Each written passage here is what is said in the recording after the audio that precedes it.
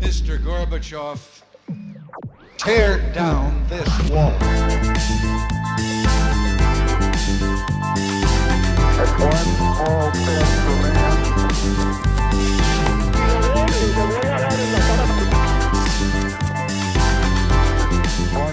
Hola, buenos días a todos y bienvenidos a un nuevo programa de Acá Parchando. Hoy tenemos un programa bastante especial y peculiar porque vamos a hablar de una industria como la industria del cannabis, algo que poco se sabe y la gente habla mucho, pero sabe muy poco. Y tenemos aquí a Sara Camargo, que ustedes la conocen, y al señor Andrés Galofre, amigo aquí de la casa. Gracias por y que le habíamos prometido un podcast hace mucho tiempo, pero nos tocó posponerlo por Felipe Bayón, por muchos... pues imagínese. Casi nada. Qué dicha. Y por otras cosas. Fácil. Entonces, pero estamos contentos de que esté acá. ¿Qué dice, hermano? ¿Cómo va? Rafa, va todo? muchas gracias por la invitación. Sara, un gusto. ¿Cómo estás? Lo mismo te digo. Bueno, Qué nota excelente. tenerte acá. No, pues gracias y me pusieron la vara alta. Espero no llegar a defraudar con lo que vamos a estar conversando hoy acá en Acá Parchando. No, imposible, hermano, imposible. Bueno, muy bien. Pero cuénteme un poco, yo quiero saber usted en el año 2017, cuando todavía, porque las vainas van muy rápido y una vez es como que no tiene noción de la cultura cómo cambia. Hoy en día el cannabis se acepta mucho más, como en la sociedad y eso, pero usted en 2017 se mete en la industria del cannabis y decide fundar su empresa y emprender en una industria fuerte.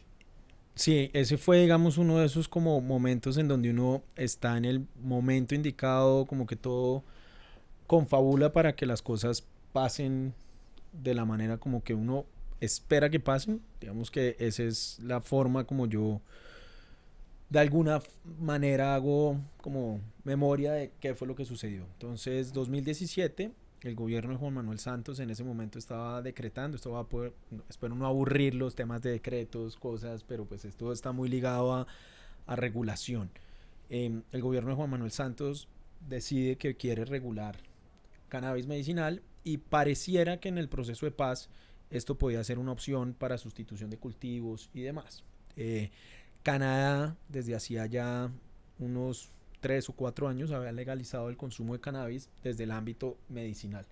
Después migró a temas recreacionales y Estados Unidos de forma, digamos, estatal, porque federalmente todavía cannabis sigue siendo considerada una droga Schedule 1. Schedule 1 es que literalmente está, digamos que tiene la misma restricción, digamos, que heroína o pues todas las nuevas drogas que estamos viendo. En un punto lo tuvo el alcohol también. Exactamente. Entonces, ¿qué sucede? El gobierno nacional empieza a regular a través de un decreto. Nos enteramos, como digo, porque efectivamente estaba en una conversación que, oiga, va a pasar esto. Y con un par de amigos empezamos literalmente a soñar. Y la forma más coloquial de decirlo es que le mandé un correo a los 20 CEOs de las compañías más grandes de Canadá en su momento. Yo me metí a un listado y vi los nombres de los CEOs y les dije que yo literalmente tenía acá una comercializadora, pero pues esto era un correo desde el tema personal, no, pues obviamente no había nada. Y les dijimos que efectivamente Colombia estaba en el proceso de legalizar. Una persona contesta, de los 20, una persona contesta. Es una persona que está en Seattle, le manda a una persona que está en Nueva York, y esa persona que está en Nueva York, de una compañía que hoy es de las más grandes todavía, la industria está muy golpeada después de 3, 4 años, un poco 5 años, ya les cuento un poco por qué. Esa persona de Nueva York nos escribe y nos dice literalmente que nos recibe en 2 días en Nueva York para hablar sobre las posibilidades que nosotros le estábamos diciendo en el correo de lo que Colombia iba a hacer. Y pues acá parchando, hay que ser honesto, y pues tarjetazo, 36 cuotas y nos fuimos para Nueva York. Por supuesto. a explorar la alternativa. Eso nos llevó, esa conversación que tuvimos en Nueva York era media hora y logramos tener una reunión como de 5 horas porque hicimos un muy buen match con la persona. Era la business developer de una de las compañías grandes canadienses. Y durante casi un año estuvimos trabajando con ellos para traer la representación de esa compañía. Esto es 2016. Eso se nos cae, 2015-2016. Se nos cae por 2 temas, después de un año de estar trabajándole. Modelo financiero. Yo quiero saber una cosa.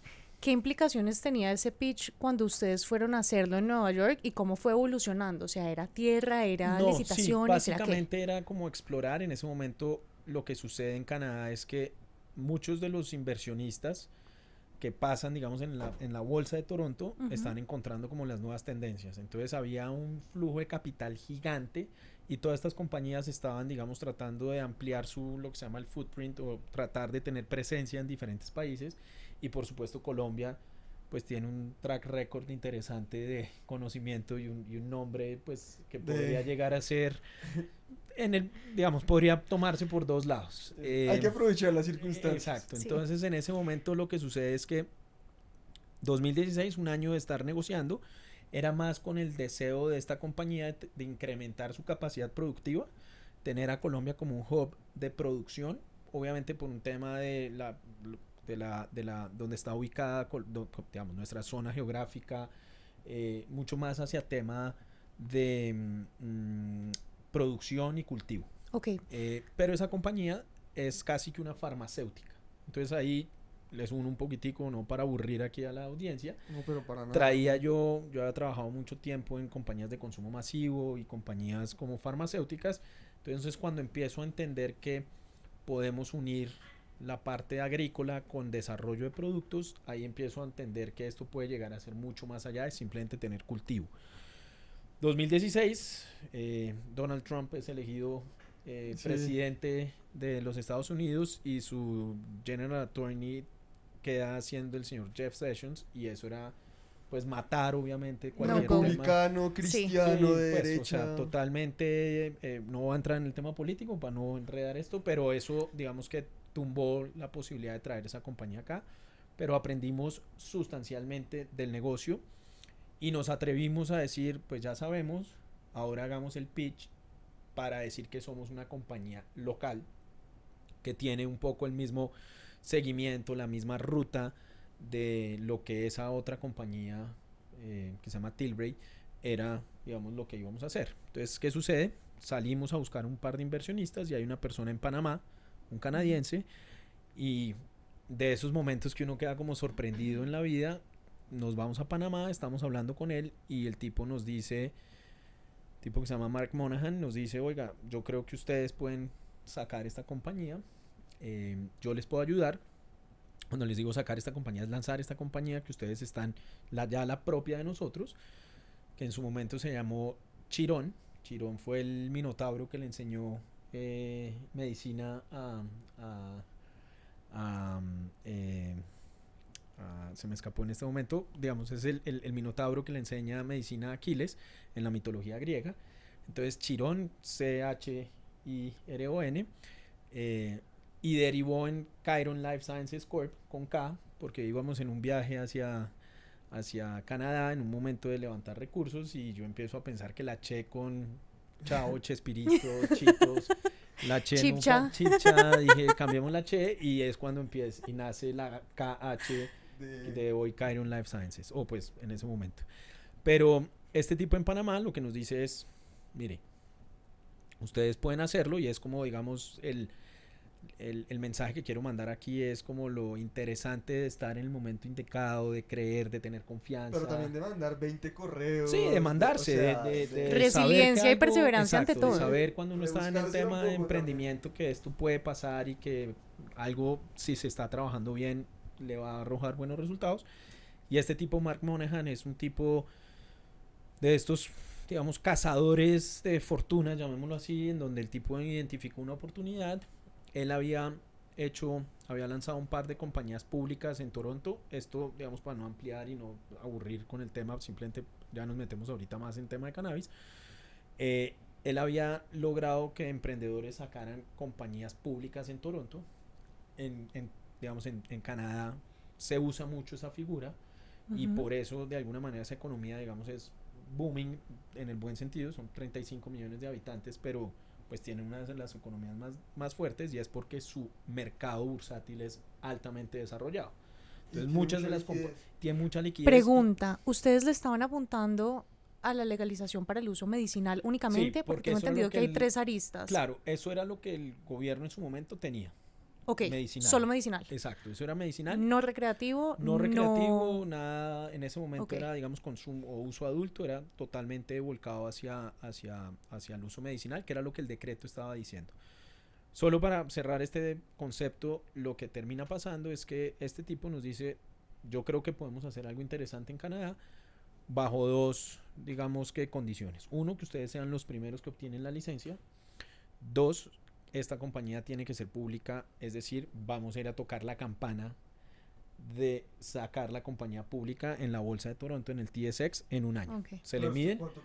Tiene que tener un capital. Claro, entonces ahí hay una serie de finanzas altamente corporativas, después empecé a entender un poco más, no es un IPO, es un RTO, que es un reverse takeover, ahí empezó a hacer todo un proceso, digamos, interesante, ok. o sea, ahí había unos modelos, pero efectivamente fuimos la primera compañía que sacó las licencias en Colombia, ya no de decreto, sino el senador Juan Manuel Galán en su momento, en paralelo cuando el gobierno de Juan Manuel Santos estaba lanzando o articulando el decreto, el senador impulsó una ley de la República, que es la ley, ya digamos los números, de pronto esperen, ayúdenme ahí un poco más si, No, ni si idea. los tenemos. Ni idea. Yo soy abogado.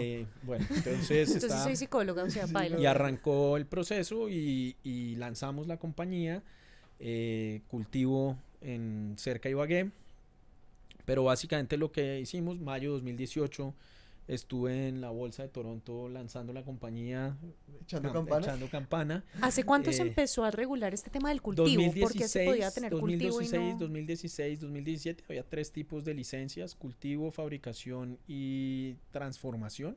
Ajá. O cultivo, transformación, fabricación, creo que eran estas. Esto estaba regulado por el Ministerio de Salud, el Ministerio de Justicia y el Fondo Nacional de Estupefacientes. Básicamente lo que pasa o cómo se articuló todo es que hoy, desde hace mucho, hay medicamentos que son controlados. La morfina, Sí. todos los O opioides sea, tienen control. a mí no pueden dar morfina. No, claro, usted no puede ir a un sitio, eso está controlado por el... Sería una chimba, pero Eso está controlado por el... Deme codeína, por favor. sería una chimba uno aquí meterse De acuerdo. una Entonces, pues rumba, una esto morfina. normalmente está controlado por el instituto, por el tema de estupefacientes que les acabo de decir. Se me estaba escapando ahorita el nombre. Sí, que y- también fue también dueño de Millonarios en un punto. Entonces, correcto. No, pero ese es el control de activos. Este es Ok, digamos, sí. esto es como si fuera una droguería que tiene el Estado, que compra y acopia todas las sustancias que son de control especial, Sí. y las distribuye nacionalmente. Entonces esto es algo que el Estado colombiano maneja. Eso está adscrito a la ONU. Entonces los países que están, digamos, adscritos a la ONU, tienen unos cupos de producción legal de sustancias controladas. Es decir, Como el fentanilo. el fentanilo, el opio, todos Oye. estos opioides están controlados. Entonces, es un efecto de oferta y demanda. Entonces dice Colombia, oiga, según las estadísticas y los históricos, yo tengo tantos pacientes que necesitan tal medicamento. Ujú. Entonces, para el siguiente año o las siguientes, les entregan Necesito unas cuotas, Tanto suministro. tanto suministro, y usted Ok. va a los países donde está regulado. Y así fue como, digamos, esto empezó a funcionar. ¿Qué es donde se empieza medio a desbarajustar? Es que esas son unas cuotas y cada país tiene unas cuotas. Lo que creo yo que fue el boom en Colombia es que todo el mundo dijo, voy a ir a cultivar millones de hectáreas, y realmente con una hectárea uno puede atender 120,000 pacientes. En Colombia hay 5 Ah, millones ok. de pacientes Que necesitan que cannabis. digamos que nosotros corrimos unos estudios con una compañía que se llama IQVIA, que es de análisis de cómo efectivamente los pacientes, digamos, cuál es la demanda que puede llegar a haber. Entonces, cuando yo veía, no, que ahora hay 1.500, 2.000 empresas que están listas, y uno ve la sobreproducción y sobreoferta, pues yo preguntaba, ¿para dónde va toda esa producción? Porque con una hectárea son 120,000 pacientes y en Colombia había 5 millones. Uno dice, no, pues exportación. Pero como los países tienen ya unas cuotas, Ya todo está, ya se sabe qué cultivo va a entonces, qué lado. pues exportar era muy bueno, pero además cada país empezó a articular su regulación y sobre todo empezaron a, digamos, a blindar las fronteras, porque, pues, ejemplo, Portugal, ¿por qué voy a decir que, digamos, que llegue producto de afuera cuando, pues, cannabis o marihuana se puede, digamos, en California lo cultivan en unas bodegas, o sea, no necesita usted realmente la ventaja competitiva de lo que podía estar mostrando Colombia como zona geográfica. Ok, Porque pues lo usted en entiendo. una bodega, no sé si han visto esos que son literalmente son como galpones estas galpones con gigantescos, estas luces y entonces usted ventiladores hace, para ejercitar las literalmente, matas, todo. exactamente. Entonces usted puede, digamos, replicar un poco lo que la naturaleza le daría artificialmente. Ok, y digamos, aquí es cuando le quiero hacer una pregunta ya más personal, pero es, en todo el tema de la legalización, siempre todos hablamos del consumo responsable.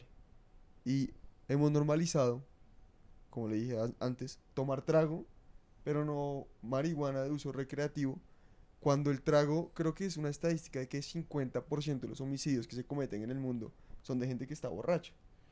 Y uno igual normaliza estar borracho y como que es algo que hasta nos divierte. Pero en temas de legalización de la marihuana, ¿cómo lo ve usted realmente? ¿Cómo se tendría que hacer un consumo responsable y cómo se debe articular eso como en el futuro?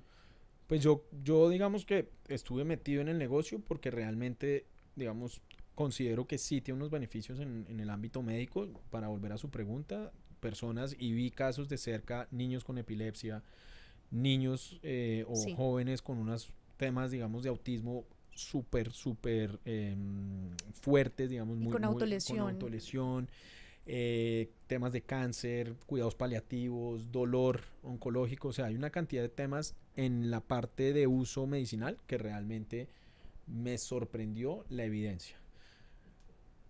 Después empezó, digamos que a migrar, que es lo natural, creo yo, a legalizarse el consumo y entra uno en una conversación. Yo no soy ni experto, tengo una posición, pero para volver a su pregunta, creo que lo que se llama la guerra contra las drogas, pues Fracasó. sí, digamos que no creo que sea el abordaje de la forma que hay, pero también tengo una posición de todo le tratamos de hacer énfasis a que educación, y creo yo que es como cuando alguien dice el Estado tiene, pues alguien tiene que proveer eso, de dónde va a salir, y educación es un concepto pues muy ambiguo, muy amplio, que sí, pues que son panfletos. Sí, pero la o gente sea, pues, argumenta que eso sí, se que es vuelve como un tema de educación. salud pública en lugar Claro. de lo que es hoy en día. Yo tuve una experiencia personal, yo viví en Australia. Ok. Y en Australia el tema de las drogas, digamos, no permiten que las personas que consuman drogas estén en centros de rehabilitación, sino el Estado, o en Victoria el Estado, digamos, que dejaba libertad. Yo vi de alguna manera un poco lo que está pasando con el fentanilo, de las fotos esas que uno ve en Filadelfia y ese tipo de Uy, eso Impresionante. cosas. es una Vi tragedia. un poco de cerca el tema de drogas cuando es totalmente, digamos, abierto. Reconozco que es un camino, digamos que es el camino como para lograr algo de bajar ese, digamos, ese terror que puede estar pasando, pero al mismo tiempo tuve una experiencia personal de ver lo que es la libertad en países mucho más avanzados o más digamos, más liberales en ese sentido, y digo, uff, lo viví de cerca. Entonces, y trabajé muy de cerca, pues todo el tema de cannabis medicinal desde el ámbito de pacientes. Entonces, yo mismo no tengo hoy claro cuál podría llegar a ser la métrica o la solución para decir este es el camino. Pero cuando oigo a alguien decir que es que con educación lo vamos a lograr, Pues con Pues educación están- vamos a lograr todos los avances de la humanidad, pero el punto es el exceso. claro. O sea, es tan grave el exceso de la guerra contra las drogas y este mito de la marihuana es una droga que es un gateway drug, ¿no? Entonces empiezo consumiendo marihuana y termino en heroína y te mata todas las neuronas. Creo que ahora con la información a la que tenemos acceso, pues se han desbancado un poco estos mitos. Y también está fatal la postura de la marihuana es lo máximo, sirve para Sí. todo, para el dolor de muela, para el no sé qué. Y eso está, digamos, ahí tienes un buen punto. ¿Qué fue interesante del concepto, digamos, de lo que yo aprendí en el concepto, digamos, de cuando me dices que es como una puerta de entrada? Cuando la gente se fuma un porro, Pasa. listo. Entonces todos Pasa. algunos hemos fumado, yo he fumado sin problema, lo puedo decir. ¿Qué pasaba? Si acá nos fumamos un porro y es cultivado en la Sierra Nevada, eso no tiene ningún tipo de control. en términos de qué se está cultivando. Pues sí, son unas semillas, tienen un nombre, hay una genética que ahí medio se ha tenido. ¿Qué es lo que pasa y lo que aprendí en esto? Es, a ti te puede dar, te mueres de la risa, yo puedo entrar en un raye con el mismo porro y usted queda, a usted le da por hablar y entonces Sí, cada sí. uno lleva un viaje un poco diferente. O tomémonos 5 shots de tequila cada uno y veamos cómo Sí. lo metaboliza Sí. igualmente, así sea el mismo entonces, tequila. acá lo que sucede es que con la regulación lo que se logró fue estandarizar la genética y usted logra manipular lo que se llaman digamos, los cannabinoides, que son casi 86 componentes que tiene, 86 o 100 componentes que tiene la planta de cannabis, entre esos está el THC, el CBD, que son, digamos, los que realmente interactúan con el cuerpo, y lo que permitió esa estandarización es que es lo que pasa cuando usted va a un bud dealer en California, en Nueva York, Y es que le dan y el es que le producto. dicen, este funciona, ¿qué quiere? Esto, ¿cómo quiere su vuelta? Entonces, lo que sí es positivo, para volver a ese concepto de que es una puerta de entrada, yo creo que te permite es que tú puedas tener acceso, cuando está controlado, a que efectivamente sepas qué es lo que te vas a consumir. Ujú. ¿Sí? Entonces, al controlarse, yo creo que es positivo porque se estandariza. Cuando es abierto, que es un poco, volviendo, de pronto se nos está yendo, y yo no soy ningún experto en drogas, ni mucho menos, simplemente son mis posiciones personales. Cuando usted está en una rumba y alguien le ofrece algo, pues usted no tiene ni idea No, ni idea. Ni idea qué qué se es está eso. mandando ahí. ¿Sí? Entonces, pues creo que hay una cantidad de organizaciones y eso, que usted puede ir a testear lo que quiere, pues lo que se está, entonces manda unas Sí, como en pruebas Stereo Picnic, que está exacto, que está chusito y tú puedes llevar tus drogas. y llega y le dicen, oiga, está esto, y usted medio sabe qué hay. Volviendo un poco a cosas más terrenales, ese es digamos, lo que se reguló en Colombia, fue cannabis medicinal. Nosotros como compañía lanzamos unas clínicas, entrenamos más de 2.200 doctores con el TEC de Monterrey, que es una de las universidades, pues, de mayor, digamos, renombre en Latinoamérica, para que efectivamente esos doctores supieran cómo administrar y prescribir cannabis medicinal a sus pacientes. Nosotros alcanzamos a más o menos, hoy por hoy, yo creo que hemos pasado la barrera de unos 25.000, 30.000 pacientes en Colombia atendidos con cannabis medicinal, con una clínica que se llama Serenia. Sedes tenemos en la 104 con 19, hay un edificio ahí grande, que es muy chévere, es una IPS en Colombia legalmente constituida. En Medellín tuvimos unas sedes, en otros países alcanzamos a tener sedes de Serenia, en Perú, en Londres hay una sede, y en Frankfurt. ¿Y por qué habla usted del declive de la industria? ¿Por las cuotas que Porque- usted decía? Porque ahí lo que sucedió son dos cosas. La plata que venía para esta industria venía de los canadienses. ¿Qué sucede en Canadá? Pues en el mundo hay dos tipos, digamos, los inversionistas se dividen como en dos tipologías: institucionales y retail. Institucionales son los grandes fondos que Sí. entran y necesitan, tienen unos presupuestos o unos fondos de inversión altísimos y necesitan poner esa plata a rendir, y puede que los rendimientos no sean muy Pero el riesgo... grandes, disminuyen el riesgo y es de largo plazo. Sí. El retail es como si cualquiera de nosotros llaman a un broker Ujú. y, oiga, yo tengo $5.000 y quiero meter una plata, o 1.000 o $1.000.000. Y O sea, puede ser- arriesgar todo. y arriesga, y no Todo hay... por el todo, Rafa. Entonces ese perfil de ese inversionista sube, sale y entra muy fácil. Entonces, ¿qué sucede? Los institucionales no podían entrar o no pueden entrar a cannabis medicinal porque federalmente en Estados Unidos sigue siendo considerado un Schedule One, y es ilegal. Ah, Entonces, ok. el acceso a la banca todavía está totalmente, digamos que, deslegitimado. Entonces, lo que sucede es que las regulaciones en los países empezaron a avanzar, hubo un boom, iban moviéndose muy rápido, y después llegan, no hablo de gobiernos, entra, digamos, el gobierno de Iván Duque, tiene algunas, digamos, deficiencias en acelerar los procesos, y entonces imagínese que usted puso 5.000, 10.000, 20.000, $50.000, y usted le están prometiendo que usted va a empezar a vender, y usted empieza a ver que no pasa, entonces estas compañías, lo que empezó a suceder es que no podían mostrar resultados rápidos a lo que esperaba el inversionista, porque pues esto está cambiando todo un concepto.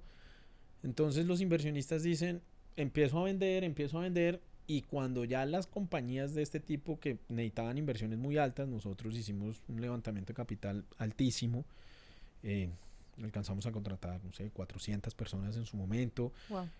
Logra uno, pues obviamente necesita una caja para mantener eso sustancial. Sí, claro. Y lo que sucede es que pues se empieza a agotar el capital porque las ventas pues, No llegan. empiezan a darse.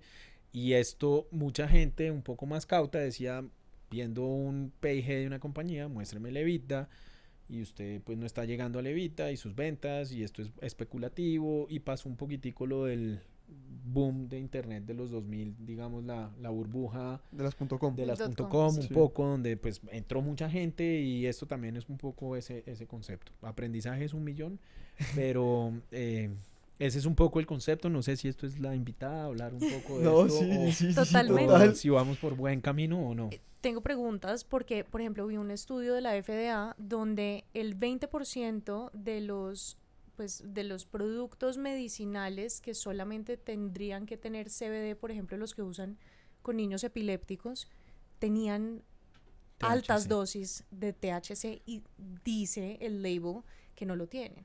¿Cómo hacen ustedes para regular esto? E incluso te pongo otro concepto. Dentro de la regulación por tipología de productos ya en Colombia, tú tienes o medicamentos. En medicamentos, voy a llegar a tu pregunta, si hablo mucho, dígame, Tranquilo. oiga, Andrés. Hay medicamentos, es decir, cuando te tomas es un medicamento, eso tiene una autorización del INVIMA. Hay cosméticos, ¿Sí? hay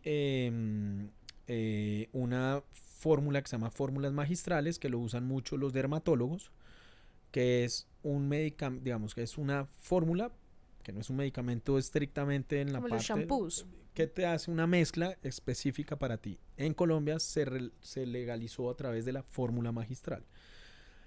Para volver a tu pregunta, y el ejemplo que estaba dando es que mucha gente se abrió la ventana de decir, quiero vender producto. Entonces, para sacar un medicamento uno necesita demostrar 1.000.000 de estudios, fase 1, fase 2, fase 3. Esos son, pues, digamos, temas de garantizar la idoneidad del producto. Entonces todo el mundo dijo, saco mi producto como un cosmético. Entonces supuestamente es un cosmético, como está el label, pero te lo venden como para quitarte dolores, con unos claims que son un poco diferentes. Volviendo un poco a lo tuyo, también está el donde se regulariza, pues también está en un poco lo que pasa en otras industrias. Ahora yo estoy muy metido, digamos, en la industria farmacéutica, ofreciendo algún tipo de servicio, pero digamos, en la cámara de farmacéutica de la ANDI hay un código de ética que las farmacéuticas siguen. Entonces, en este tipo de industrias donde entra tanta gente, lograr homogenizar el comportamiento de todos los actores pues es complicado. Entonces, ese tipo de situaciones de, oiga, estoy vendiendo un producto que supuestamente dice tener esto, pero le incorporo otra serie de cosas, pues una entidad gubernamental es muy difícil controlarlo. Normalmente el INVIMA lo que hace es una revisión y hace muestras, pero es muy complejo, imagínate, en un mercado normalizarlo. Entonces también hay un comportamiento, yo creo, ético de emprendedores, o por lo menos con eso es lo que comulgo yo, de ser muy correcto con lo que tú estás ofreciendo, ¿sí? Porque pues es una industria que se presta para todo. Te sumo otro tema, nosotros fuimos los que más nos opusimos a la exportación de las plantas. Ok. ¿Por qué? Pero tiene una razón. ¿Por qué? ¿Los hongos? Porque imagínense que Colombia tiene unas cuotas Sí. Ok. y tenía 2.000 oferentes. Que oferentes me estoy refiriendo a las personas que tenían licencia. Yo era un patrocinador de bloquear la exportación de plantas de cannabis sin ningún tipo de procesamiento, sin que pasaran por ningún proceso. Porque ¿cómo controlas que Rafa tenga una licencia aprobada por el ministerio, pero que efectivamente tenga un amigo que le trae un camión por la noche de una tonelada de plantas de Corinto, Cauca?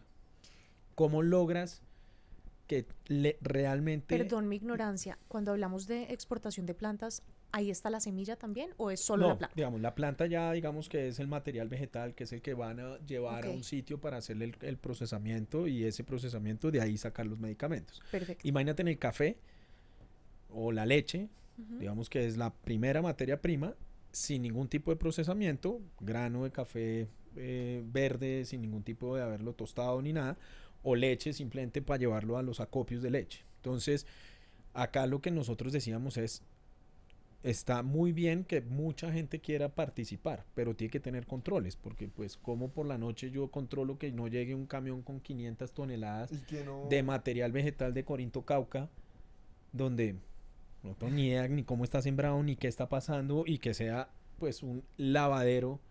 Totalmente. Sí, entonces eso pues obviamente era de mal recibo de Además, los el proceso de los producción, o sea, competidores, pues, sí, no tienes fertilizantes, ni idea ni qué tiene. la cantidad de hongos, de bacterias que pueden venir Sí, en entonces, esas plantas. pues las otras compañías, obviamente, ¿por qué? Porque nosotros teníamos una posición, nosotros hicimos laboratorio de procesamiento, hicimos las clínicas, o sea, teníamos toda la cadena. Imagínense lo que yo le decía a los inversionistas es, yo estoy montando el Starbucks de cannabis medicinal. Sí. Yo no me quedo en el grano de café, yo le vendo, digamos, esto vale, una libra de café vale $1, pero un café 30 onzas vale $6. Yo estoy en este negocio. Mucha gente, no porque no lo pudiera hacer, sino pues mucha gente lo que tenía era la primera instancia de la O sea, cadena, el que o sea, exporta cultivo. leche, sí. Sí, pues cultivo, el que tiene las vacas, Sí. saca la leche, el negocio que conoce muy bien, El de la familia. el de la familia, No, que lo no, ojalá conoce lo ahí. conociera bien. Entonces ese es el concepto, o sea, nosotros íbamos a esta, digamos, parte de la cadena que era lo que era como atractivo. Y es lo que a nuestro país le ha faltado mucho. Entonces, pues no, yo creo que se avanzó mucho, pero se quedó solo en la parte digamos, agrícola, y no se quiso avanzar teniendo un marco de regulación muy avanzado, logrando tener un mercado, teniendo un nombre para poder cambiar. Nos quedamos fue en la parte de la primera instancia de la cadena productiva, y no lo quisimos llevar como, digamos, como conjunto, actores privados o digamos jugadores del sector privado, gobierno, instituciones, a decir, tenemos una oportunidad de oro, pero obliguemos a llegar a ser los que producimos el mejor medicamento, marca país Colombia, si quieren, sí, o sea. ¿Pero crees que eso pasó por las implicaciones que puede llegar a tener una falla en la regulación de la marihuana? Yo creo que por el no entendimiento de las diferentes posiciones políticas que pueden haber. Okay. Entonces hay alguien que lo puede soportar, decir, no, pero ¿cómo vamos a hacer cannabis? Y hay otro que dice, no, tenemos que legalizar todo. Entonces, Y el costo político que y implica. el costo político, y después el costo de oportunidad de no haber dicho, vámonos con toda. Y hoy por hoy yo creo que podría haber una marca país supremamente, pero no en el grano de café, no lo que nos dicen todos los días los Sino noticieros, ya la el libra meca. de café se vende, pues seguimos estando en una vaina sin ningún tipo de valor agregado, Sí. sino llegar a realmente hacer una Creo que diferencia las grande. implicaciones de la marihuana pueden ser bastante más profundas que de un mal café. No, ¿sabes? pero te estoy hablando desde el ámbito médico. Yo no te estoy hablando en el consumo, digamos, yo me quedé en el ámbito médico. Total, pero Si es que una persona que le mandan CBD medicinal y tiene una predisposición alta para la o es esquizofrénico, ahí tienes puede entrar en un ahí estado de tienes un muy psicosis buen si punto. consume THC. Sí, ahí tienes un muy buen punto. Lo que nosotros hacíamos era un assessment muy claro con los pacientes, incluso los médicos que nosotros, y te estoy hablando, no son ni chamanes, ni son personas, digamos, o sea, científicos, personas, médicos especialistas y subespecialistas, que empezaron a tomar los cursos. Lo primero que siempre decía, digamos, el momento para definir si una persona era idónea o no, era justamente entender un poco los rasgos, si se quiere, de la persona, para evitar cualquier tipo de situación que vaya en contra, y tú que eres psicóloga, lo conoces de pronto de manera más cercana. Sí, una cuenta siempre se hacía un assessment. A mí me pasó un tema personal, yo sufría de temas de sueño, CBD lo probé y no me fue bien, y me dio un poco de ansiedad y no me estaba funcionando. Después, entonces la médica que me recetó, que trabajaba con nosotros, me dijo, listo, vamos a tratar con THC, y lo pude manejar mucho mejor, la ansiedad para dormir. Entonces, ese es el gran desafío. Yo creo que el camino, digamos, es más estudios, más análisis de cómo efectivamente lograr sacar los beneficios de una planta que sí creo que es muy interesante, pero de ahí aún falta camino por recorrer. Ok. Ok, bueno, y aquí Tenemos hoy una limitación de tiempo importante, Me desafortunadamente. fui de largo. No, relajado, Espero no no pasa haberlos nada. Fantástico. aburrido. No, para nada, aquí felices, pero necesitamos... No los dejé ni hablar. No, pero... Ya se Por acabó. favor, Pero vuelve y la nos gente ya cuentas está más. cansado de Pero- escucharme hablar. O sea, hay Gracias. 400 horas en YouTube de yo hablando de... Rafa es un narcisista profesional. Hay uno de 2 horas yo hablando de Messi y todo. Bueno, ese no lo vamos a... No, mentira, Rafita. Oigan, mil gracias por tenerme. No sé si seguimos grabando. No, sí, aquí ¿sigue? Ah, muy tenemos un cierre que es de una predicción al final de qué va a pasar en su industria en los últimos 5 años.